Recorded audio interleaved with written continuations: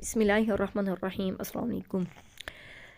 ये बड़ा सा पॉट जो कि शुरू से ही मेरे यहाँ पर पड़ा हुआ था, इसके अंदर मैंने बहुत सारे प्लांट्स लगाए हैं। मैंने भिंडी का भी लगाया है, अंगूर भी लगाया था, मिर्च का भी लगाया था, धनिया वगैरह भी मैंने ग्रो किया है। फिर मैंने अभी इसमें आलू लगाए हैं। लेकिन इसके साथ ये मसला है कि इसमें मिट्टी खुश्क नहीं होती, क्योंकि यहाँ पर धूप कम लगती है तो मिट्टी खुश्क नहीं होती, जो कि ये एक शदीद मसला है। तो अभी मैंने क्या करना है कि यहाँ से ये वाला सारी मिट्टी मैं निकालने लगी हूँ और मैं इस परात में डालूँगी, और फिर मैं यहाँ से ये वाला जो पोट है वो ख़ाली करके इसको छत पे रखूँगी, जहाँ पर धूप लगे, मिट्टी खुश्क हो, फिर हम इसको रोज़ नया पानी दें।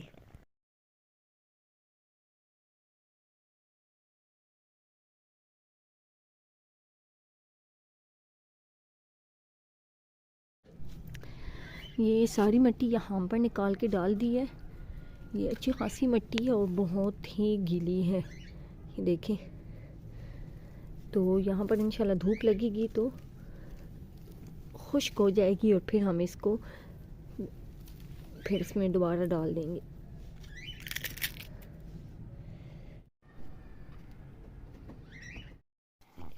इस पॉट को भी धूप पे रख दिया है ताकि ये बिल्कुल अंदर से खुश्क हो जाए, और फिर हम इसके बाद इसमें मिट्टी डालेंगे, लेकिन पहले दोनों को खुश्क होना है।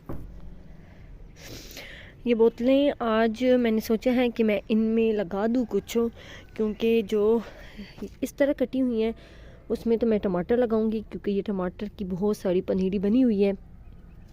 और बाकी जो इस तरह है उसमें कोई ऐसा प्लांट लगा देंगे जो अच्छा लगे इसमें, जैसे गुलदपैरी हो गई या इसी से मिलता जुलता कोई दूसरा प्लांट हो गया, ताकि यहाँ पर प्यारा लगे।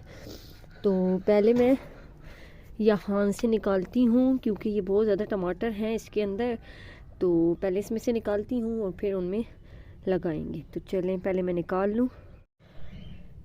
ये मैंने यहाँ से निकाल लिए है। अभी मैंने इनको अलहदा नहीं किया, लेकिन मैं आपको ये दिखा रही हूँ कि ऐसे औजार जो कि गार्डनिंग के में इस्तेमाल होते हैं, इनके बहुत फ़ायदे होते हैं। हर चीज़ के अलग अलग फ़ायदे होते हैं। इसका अब ये देखिए इस तरह फ़ायदा हुआ है कि पहले मैं कोई और चीज़ वैसे ही आम सी कोई घर में चीज़ पड़ी होती तो वो यूज़ करते थे, तो इससे नीचे से डैमेज हो जाती थी अक्सर जड़ें वगैरह।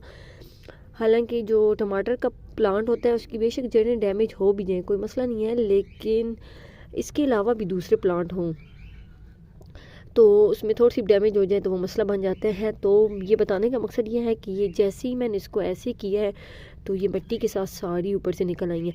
अब मैं इसको आराम आराम से अलग-अलग कर लेती हूँ।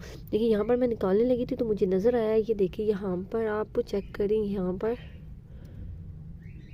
ये फूल बन रहे हैं, यानी अब ये प्लांट इतना बड़ा इसी के अंदर हो गया, और यहाँ पर बहुत सारे प्लांट हैं।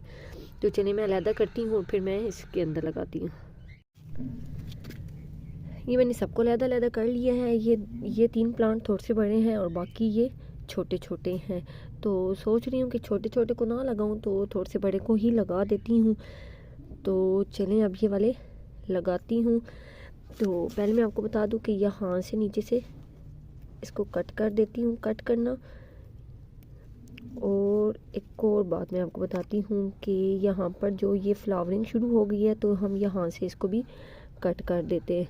उसकी वजह ये है, ये देखें, उसकी वजह ये है कि ये फिर तभी प्लांट बड़ा हो जाएगा, वरना इसका जो सारा फोकस होगा वो इसके फ्लावरिंग पे ही होगा।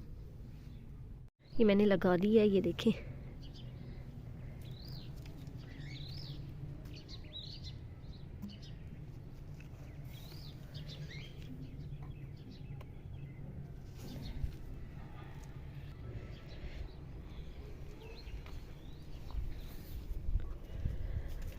और जो बाकी छोटे छोटे प्लांट थे वो मैंने दोबारा इसी के अंदर लगा दिए हैं, ताकि वो यहाँ पर ही ग्रो कर जाए। फिर जैसे हमें जहाँ पर ज़रूरत होंगी हम वहाँ से निकाल लेंगे। ये पॉट यहाँ पर रख दिया है, तो इसके अंदर अब नीचे से गोबर वगैरह और ऊपर ये कुछ जो साफ़ साफ़ मिट्टी थी जो सूख गई थी वो डाली है, और ये पत्ते वगैरह। तो अब जैसी दूसरी मिट्टी सूखेगी फिर इसके अंदर वो भी डाल देंगे, और फिर उसके बाद हमने जो चीज़ लगानी है फिर वो लगा देंगे। यहाँ से बड़ा पोट हटा दिया है तो मैंने इस तरह अपने प्लांट यहाँ पर जोड़ दिए हैं, जो कि ये भी अच्छे लग रहे हैं। तो ये थी आज की वीडियो। अगर आप लोगों को पसंद आई है तो इसको लाइक करें और चैनल को ज़रूर सब्सक्राइब करें।